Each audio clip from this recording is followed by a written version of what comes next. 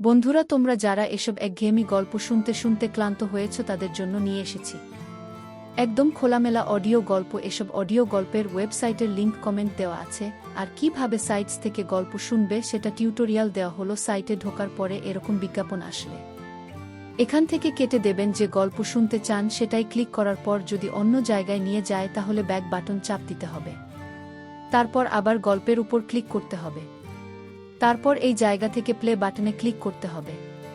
Play বাটনে click করার পর যদি আবার বিজ্ঞাপন আসে তাহলে বিজ্ঞাপন এখান থেকে কেটে দিতে হবে। আমার শ্বশুরমশাইয়ের একটা পুরনো বাড়ি ছিল যেখানে কয়েকজন পুরনো ভাড়াটে বহুদিন ধরে থাকতেন। নামমাত্র ভাড়ায় থাকলেও শ্বশুরমশাই কখনো তারা দেননি কাউকে। তিনি আর শাশুড়িমা চলে যাওয়ার পর একমাত্র মেয়ে হিসাবে আমার স্ত্রী সেই বাড়ির মালিকানা পায়। স্বাভাবিকভাবেই বাড়ির খেয়াল রাখা আর মাসে মাসে ভাড়া তোলা এই দায়িত্ব এসে পড়ে আমার উপর। আমি 2-3 মাস পর পর গিয়ে তাদের সঙ্গে দেখা করতাম, গল্পগুজব করতাম আর ভাড়া নিয়ে ফিরতাম। এই কয়েকবার যাওয়া আসার মধ্যে বেশিরভাগ ভাড়াটের সঙ্গেই একরকম আত্মীয়তা হয়ে যায়। তবে 3 জন ভাড়াটে সদস্য ছিল যাদের আলাদা একটা আন্তরিক টান অনুভব করতাম। বিপাশা বৌদি, অরুণিমা বৌদি আর রমা কাকিমার মেয়ে সঞ্চিতা। এরা সবাই বয়সে অপেক্ষাকৃত তরুণ। বিশেষ করে সঞ্চিতা মাত্র 24 বছর বয়স, কিন্তু স্বভাব চরিত্রে বেশ পরিণত। সঞ্চিতা দারুণ চা বানায়, ওর হাতের চা না খেয়ে আমি কখনো ফিরি না। একদিন ও যখন চায়ের কাপটা আমার হাতে দেয়, ওর হালকা হাসি আর চুপচাপ চোখের দিকে তাকিয়ে থাকা, কোনো কারণে মনটা একটু অন্যরকম হয়ে ওঠে। কিছু বলি না, শুধু এক চুমুকে চা খেয়ে নি। বিপাশা বৌদি একটু আধুনিক ধাঁচের বাড়ির ভেতর সব সময় একটা ঢিলেঢালা নাইটি পরে ঘুরে বেড়ান, যেন কারো তোয়াক্কা করেন না। আমি যখন ওনার ঘরে ঢুকে উনি পাশে বসে ভাড়া গুনে হাতে তুলে দেন। আলগা হাসি দিয়ে বলেন, আজ একটু দেরি হয়ে গেল গো, কিছু মনে করো না। আমি কিছু বলি না, কিন্তু তার উপস্থিতি বেশ নজরকাড়া।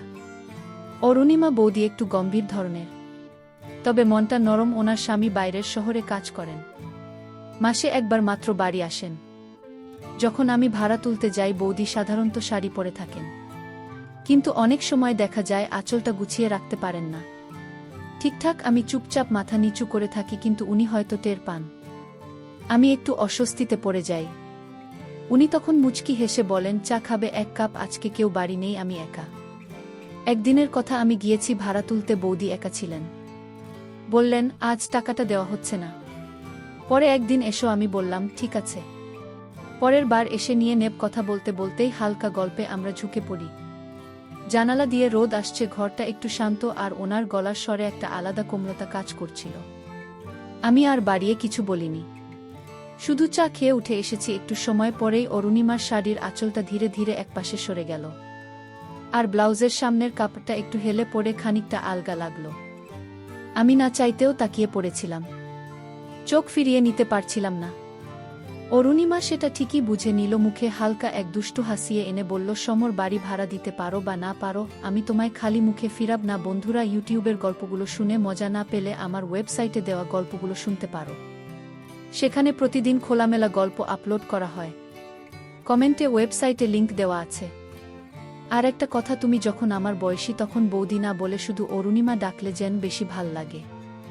আমি একটু থেমে হেসে বললাম, মানে? সে ঠোঁটের কোণে হাসি রেখে বলল, যেটা ভাবছ সেটাই বলেছি।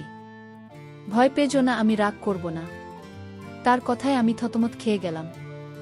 বুকের ভেতরটা ধুক ধুক করে উঠল। আচমকা ওর আঁচলটা একেবারে নিচে পড়ে গেল, কিন্তু আশ্চর্যভাবে অরুণিমাসিটা তোলার কোনো চেষ্টাই করল না।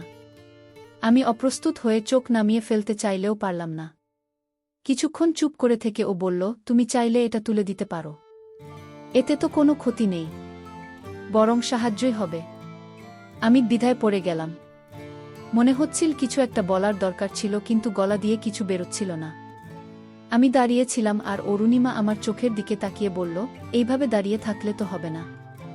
ভয় পাচ্ছ নাকি? আমি কিন্তু ঠিক তোমার মতোই একজন মানুষ, একটু মনের কথা শেয়ার করতে চাইছি মাত্র। আমি মাথা নাড়লাম না, ভয় পাইনি ঠিক, কিন্তু কিছুটা অস্থির লাগছিল। ওর পাশে গিয়ে বসলাম। অরুণিমা তখন একটু ধীরে বলল, তুমি জানো আমার স্বামী অনেক দূরে চাকরি করে, মাসে একবার আসে, তাও 2-1 দিনের বেশি থাকে না।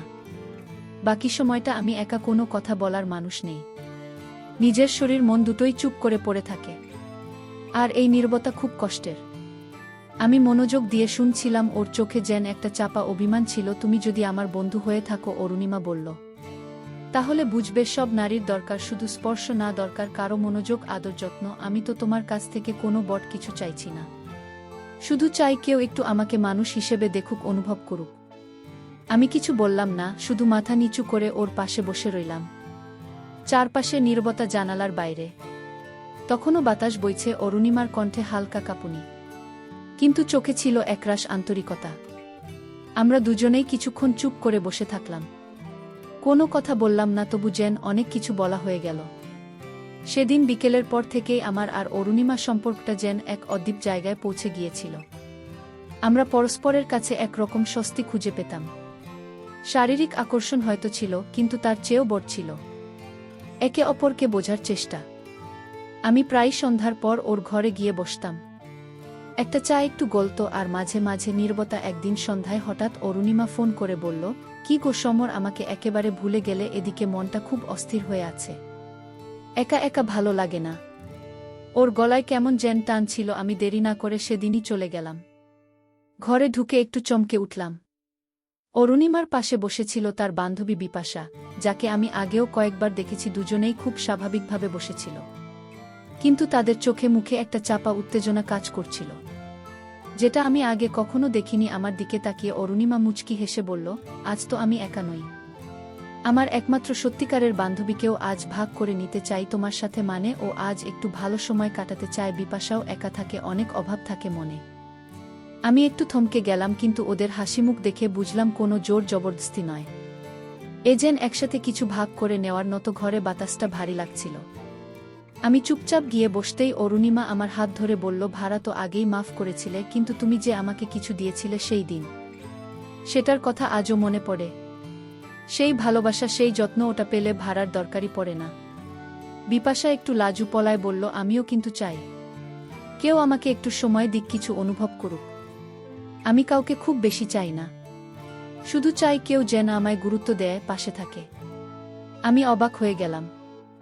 দুটি নারীর মুখে এমন সরল কথা, কোনো শারীরিক ভাষা ছিল না, ছিল শুধু চাওয়ার অভিমান। তাদের পাশে বসে আমি অনুভব করলাম এ সম্পর্কটা কোনো খেলাধুলা নয়, এ একরকম চাপা না বলা অনুভব, যেটা বুকের ভেতর জমে থাকে। বন্ধুরা, ইউটিউবে গল্পগুলো শুনে মজা না পেলে আমার ওয়েবসাইটে দেওয়া গল্পগুলো শুনতে পারো। সেখানে প্রতিদিন খোলামেলা গল্প আপলোড করা হয়। কমেন্টে ওয়েবসাইটে লিংক দেওয়া আছে। আমি ওদের দিকে তাকিয়ে শুধু বললাম, আমি এখানে আছি, কথা দিতে পারি তোমাদের কেউ একা থাকবে না। তারপরের সময়টা ছিল নিঃশব্দে ভরে যাওয়া। কেউ কোনো কিছু স্পষ্ট করে বলল না, কিছু প্রকাশ করেও যেন অনেক কিছু প্রকাশ হয়ে গেল। বন্ধ দরজার ভেতরে আমরা তিনজন বসেছিলাম, নিঃশব্দ, কিন্তু ভেতরে ভেতরে এক অদ্ভুত শান্তি আর গরম হাওয়া বইছিল। বিপাশা হেসে বলল, সমর, আজ একটু আমার কথা শোন। আমি চাই তুমি প্রথমে আমার কাছ থেকে একটু সময় নাও। আমি ওরকম কিছু চাইছি যেটা শুধু আমাদের দুজনের মাঝে বোঝাপড়া। আমি ওর কথায় মুগ্ধ হয়ে বসে রইলাম। একটু সময় কাটিয়ে আমরা ধীরে ধীরে একে অপরের অনুভূতি বুঝে নিতে লাগলাম। আমাদের মাঝে একটা অদ্ভুত সঙ্গতি কাজ করছিল। অরুণিমা ও পাশ থেকে একটু হাসি দিয়ে বলল, সমর, আজ আমরা তিনজন একটু কাছাকাছি হব, সবাই মনের কথা শেয়ার করব, যাতে কেউ একা না পড়ে। আমরা তিনজন মিলেমিশে অনেকক্ষণ কথা বললাম, মায়া করলাম, আর একে অপরের পাশে থাকার প্রতিশ্রুতি দিলাম। সব কথা না বলে শুধু চোখে চোখ রেখে বোঝার চেষ্টা করলাম। সেই সন্ধ্যায় বন্ধ ঘরের ভিতরে একটা শান্তি, একটা কোমলতা ছিল, যা কথায় প্রকাশ করা কঠিন। আমরা শুধু ছিলেন তিনজন, একসাথে মানসিক বন্ধন গড়ে উঠছিল। 10 মিনিট বিশ্রাম নেওয়ার পর আমি আবার অরুণিমার পাশে গিয়ে বসলাম। ওর সঙ্গে সময় কাটানোর মধ্যে যেন একটা অদ্ভুত শান্তি আর আরাম খুঁজে পাচ্ছিলাম। ওর চোখে যে মায়া, সে মায়ায় আমি নিজেকে হারিয়ে ফেলতে চাইছিলাম। ওর হাসি, কথা আর ছোট ছোট স্পর্শ, সবকিছু মিলিয়ে একটা গাঢ় সম্পর্কের সূত্র তৈরি হচ্ছে। অরুণিমা বলল, সমর, আজ একটু সময় আমাকে দাও, কিছু কথা বলবো তোমার সঙ্গে, যা আমাদের আরও কাছাকাছি নিয়ে যাবে। আমি ওর কথা শুনে শুধু মাথা নাড়িয়ে সম্মতি জানালাম। আমার মনে হচ্ছিল ওর কথাগুলো এমন, যা শুনে জীবনটা আরও সুন্দর হয়ে উঠবে। আমরা দুজনে একসাথে বসে অনেকক্ষণ নীরব থেকেও অনেক কিছু বুঝতে পারছিলাম। ওর হাতে আমার হাত রেখে, চোখে চোখ রেখে আমাদের মধ্যে একটা বোঝাপড়া তৈরি হচ্ছিল, যা কথায় বলা সম্ভব না। সময় যেন থেমে গেল, শুধু আমরা দুজনেই ছিলাম।